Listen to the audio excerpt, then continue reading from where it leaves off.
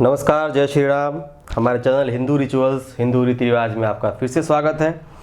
तो आज की इस वीडियो में हम लोग बात करेंगे दैनिक साधना क्रम के बारे में कि जब हम पूजा करने आते हैं तो आपने देखा होगा पंडित जी आते हैं तो पहले शुद्ध करते हैं, उसके बाद शिखा बंधन कराते हैं, उसके बाद प्राणायाम कराते हैं, न्यास कराते हैं, पृथ्वी पूजन करते हैं, फिर चंदन लगाते हैं आपको, फिर रक्षा सूत्र लगाते हैं। तो ये क्रम है, उसी क्रम में होना चाहिए। उसके बाद ही पूजा पाठ या संकल्प जो भी कराते हैं तभी होता है। तो आइए मैं एक एक करके आपको सारी चीज़ें बताता हूँ, आप ध्यान से सुनिएगा और मैं कोशिश करूँगा कि वीडियो में वो मंत्र साथ में लिख दिया जाएगा वहाँ पे, ताकि आप ध्यान से इसको पढ़ सकें और समझ सकें और आप उसी क्रम में आप डेली जब आपका समय हो तो आप उसी क्रम में साधना करने बैठें और पूजा पाठ करना शुरू करें।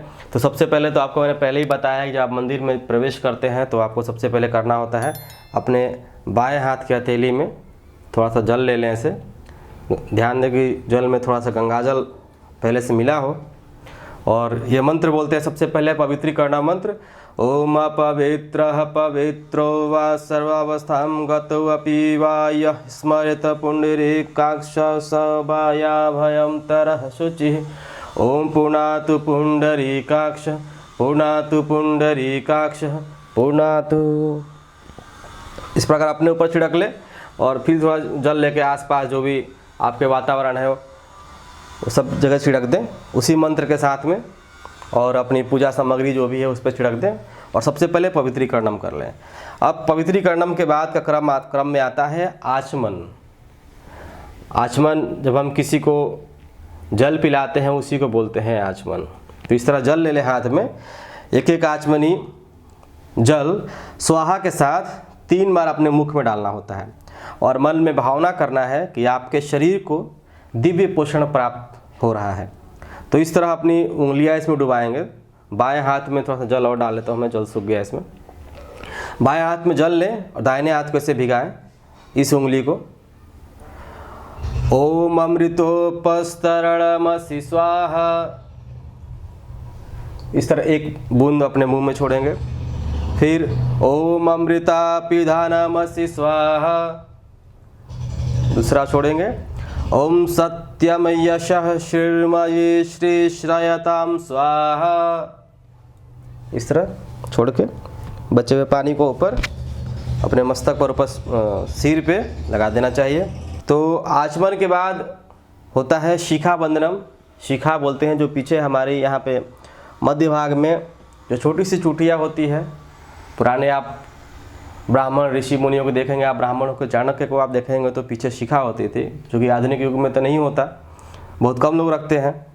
तो चूँकि मस्तिष्क सद्विचारों का केंद्र है, इसमें सदैव देव भाव ही प्रवेश कर पाए, इसी भावना के साथ सभी लोग अपने बाएं हाथ की हथेली में जल लेंगे और दाहिने हाथ की उंगलियों को गीला कर लेंगे और गीला करने के बाद शिखा मूल को ऐसे स्पर्श करते हैं और मंत्र बोलने के बाद शिखा में गांठ लगाया जाता है।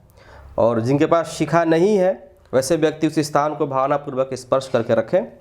ओम चिद्रूपिणी महामाया दिव्य तेजः समन्विते तिष्ठ देवी शिखा मध्य तेजो वृद्धिं कुरुष्व में।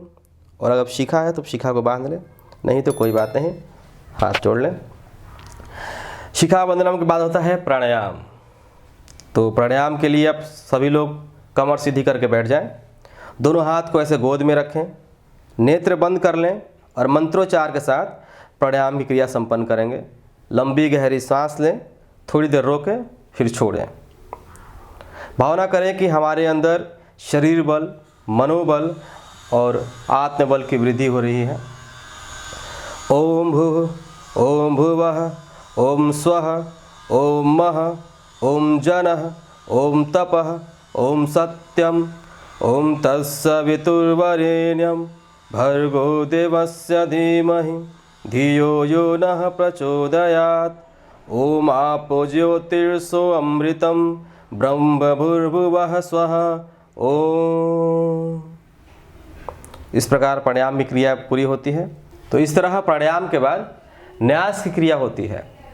और आप ध्यान दें कि जब भी आप घर में कुछ बड़ा पूजा पाठ करते हैं, जैसे दीपावली के दिन आप लक्ष्मी पूजा खुद से करने बैठ रहे हो, या विश्वकर्मा पूजा कर रहे हो, जब भी कुछ खास पूजा पाठ हो रही है, आप जन्माष्टमी का पूजा करने जा रहे हो, राधा अष्टमी की पूजा करने जा रहे हो, मतलब जो दैनिक जो पूजा करते हैं उससे कुछ अलग आप जब भी कुछ व्रत है, कोई उपवास है, कोई जयंती है, उस दिन आप पूजा करने बैठ रहे हैं, तो ये सभी चीज़ों का करना पहले और उसी क्रम में ज़रूरी है। पवित्रीकरणम, आचमन, शिखा बंधनम, प्राणायाम, न्यास, उसके बाद प्रीति पूजन, चंदन धारण, रक्षा सूत्रम।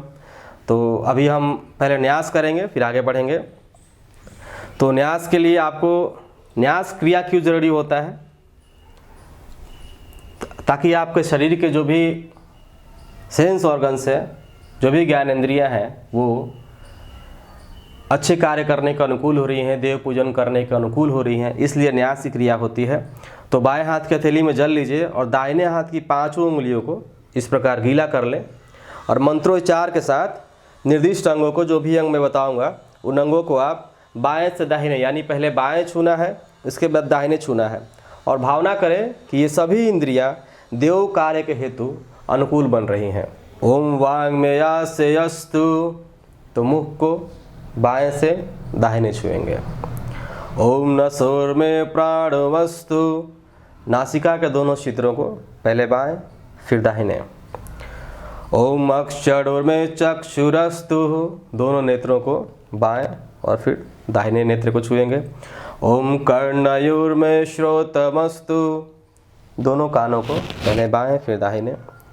ओम ब्रह्मोर्मे बलमस्तु, दोनों भुजाओं को बाएं फिर दाहिने। ओम उर्वोर्मे ओजोवस्तु, दोनों जंघाओं को। ओम अरिष्टानि मे अंगानि तनुवस्तनवामेह सह सन्तु, फिर पूरे समस्त शरीर पर जल छिड़क देते हैं और पूरे शरीर को इस प्रकार स्पर्श करते हैं। इस प्रकार इस न्यास क्रिया से आपका पूरा शरीर, आपका पूरा ज्ञानेंद्रिय सभी देव कार्य के अनुकूल हो गई हैं। अब इसके बाद हम करते हैं पृथ्वी पूजन, क्योंकि जहाँ से हमें अन्न, जल, वस्त्र और ज्ञान प्राप्त होता है वह मातृभूमि हमारी सबसे बड़ी आराध्या है।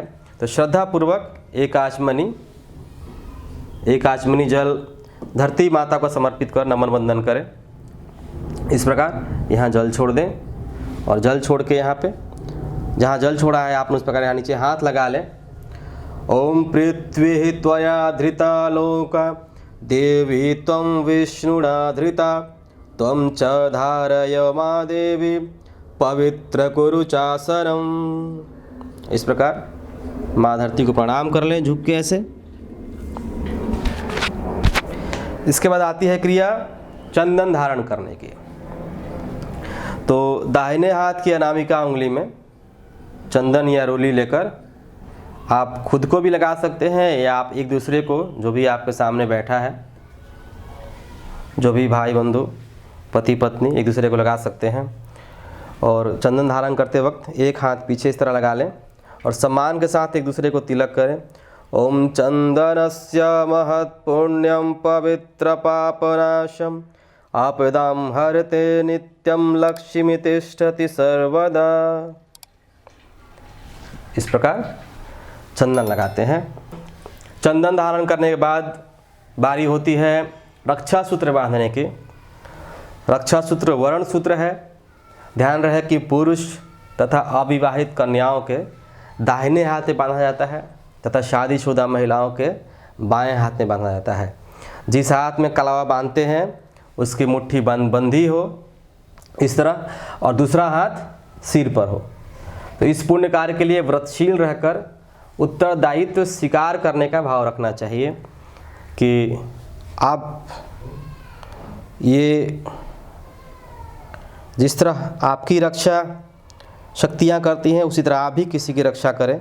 ये उत्तरदायित्व आप अपने ऊपर लें, अपने उत्तरदायित्व को समझें और इस प्रकार आप कलावा ले लें। और तो मेरे साथ मेरी बच्ची है छोटी सी, तो मैं इनके दाहिने हाथ में, कौन सा आपका दाहिना है? ये दाहिना हाथ, ठीक है।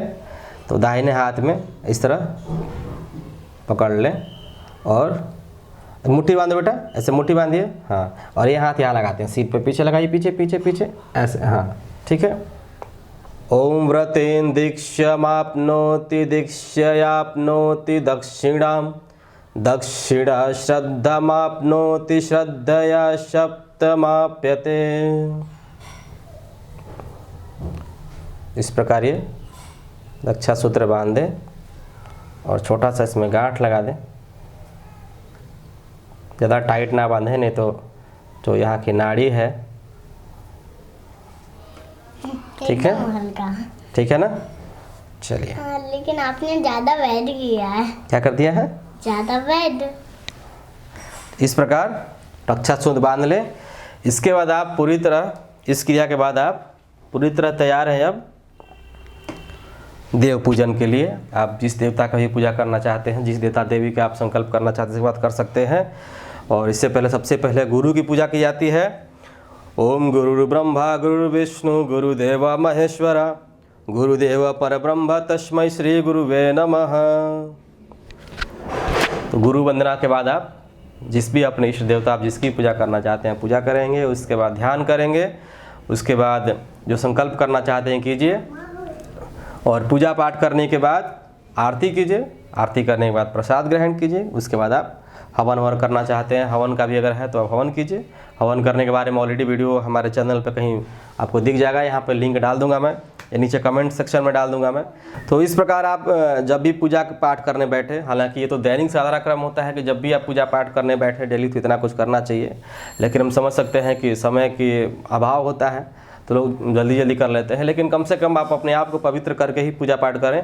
और जब कुछ बड़ा पूजा पाठ करते हैं, जैसे कोई दिवाली आने वाला है, दिवाली के दिन आप घर में माँ लक्ष्मी की पूजा करेंगे, गणेश भगवान को स्थापित करेंगे, तो कम से कम ये सारा साधना क्रम आप पहले कर लें। पहले पवित्रीकरणम, आचमनम, शिखाबंधनम, प्राणायाम, न्यास, पृथ्वी पूजन, चंदन धारण, रक्षा सूत्र, उसके बाद देव पूजन।